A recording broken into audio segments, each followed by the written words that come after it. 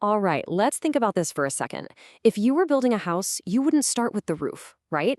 Of course not. You'd start with a rock-solid foundation. And in cybersecurity, it's the exact same deal.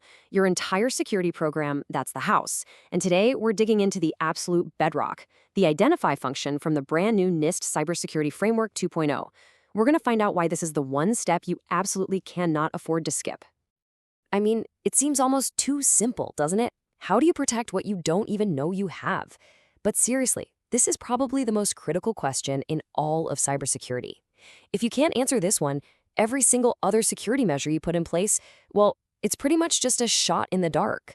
This question is the entire reason the identify function exists, and why getting it right is, frankly, non-negotiable. Okay, so let's think of the NIST Cybersecurity Framework as our blueprint, our master plan for building a really resilient program. If that's the blueprint, then the identify function, that's square one.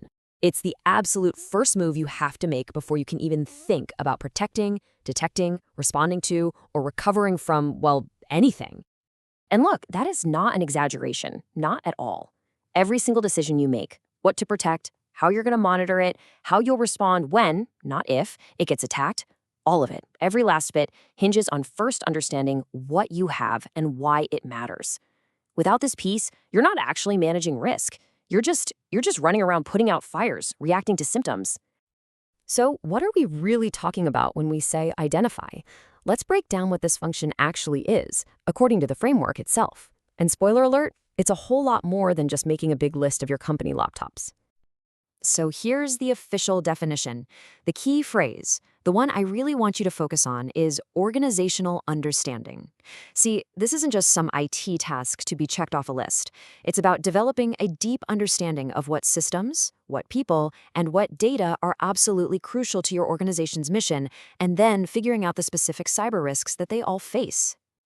And this whole process, it forces you to answer some really fundamental questions. It's about moving way beyond a simple inventory and taking on a real risk-based view. You stop asking, hey, do we have this server? And you start asking the much more important questions, like what happens to the business if this server goes down? And what are the real chances of that happening? You see, it connects your tech directly to your mission. So we know what we should do, but what happens when organizations just don't? What happens when they fail to build that foundation? What are the real-world consequences of either ignoring the identify function or, just as bad, doing a poor job of it? This, my friends, is where things get really serious.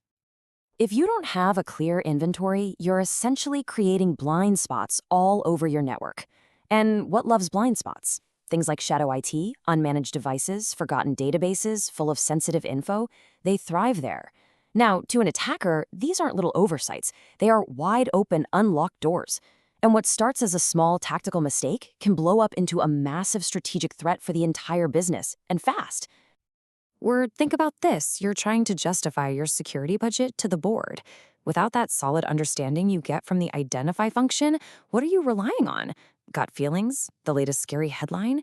You can't actually explain what the real risks are, so your decision-making becomes, well, kind of random, and your budget requests just end up sounding like wishful thinking.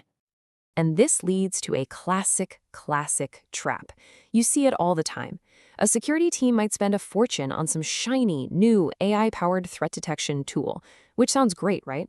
But they completely miss the fact that their most critical systems are running on ancient, unsupported software. You end up protecting all the wrong things, while the real, gaping risks are just left wide open. Now, here's a crucial point. Just doing identify isn't enough. There is a massive difference between a superficial, check-the-box compliance effort and a truly strategic implementation. A superficial approach? That gets you a static list of assets that's probably outdated the minute you hit print. But a strategic approach?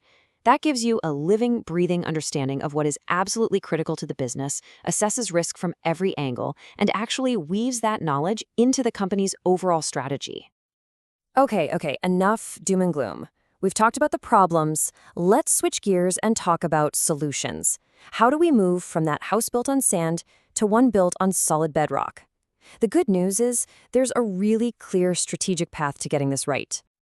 And this path, it's not some one-time technical project. It's a strategic cycle that keeps going. Number one, you start with business context. what actually matters to the mission.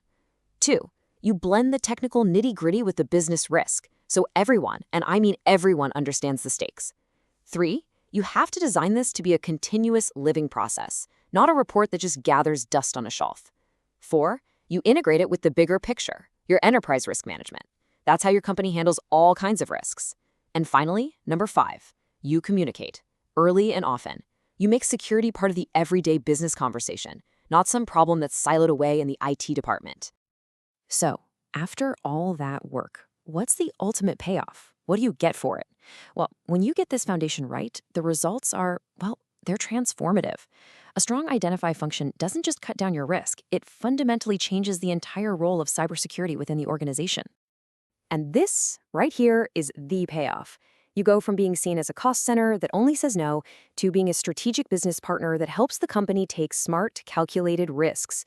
You shift from reactive firefighting, always a step behind, to proactively anticipating where the next problem might pop up. And best of all, cybersecurity stops being just a tech problem and becomes a shared concern, a shared responsibility across the entire business. So let's wrap it up with this. Understanding what you have and what could go wrong is not optional. It is the strategic first step. This isn't just about taking a box for compliance or following best practices anymore. In the world we live in today, understanding your assets and your risks is the mandatory, non-negotiable first move.